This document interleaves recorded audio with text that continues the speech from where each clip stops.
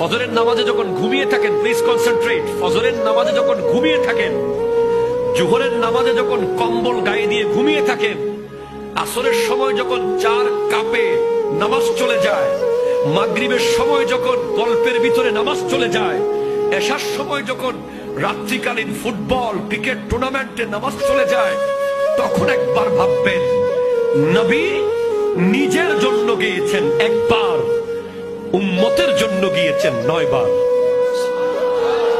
আবার বলছে নিজের জন্য গিয়েছেন একবার, উম্মতের জন্য গিয়েছেন 9 বার। বারবার বলেছেন মুসা আবার যেতে হবে, হে আপনার উম্মত, আমার উম্মত, ঠিক আছে আমি আবার যাচ্ছি।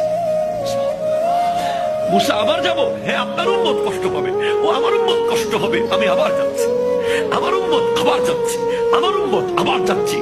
আমার তো মনে হয় খোদা কি কসম ওই নবী উম্মতকে এত মহব্বত করেন, 9 বার না 9 কোটি বারও যদি যেতে হতো উম্মতের জন্য আমার নবী যেতেন।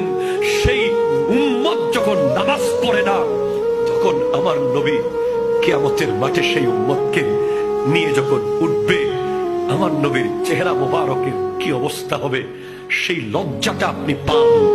নামাজ আল্লাহ জোর করে চাপিয়ে দেন নাই, আমার নবী খুঁজে এনেছেন।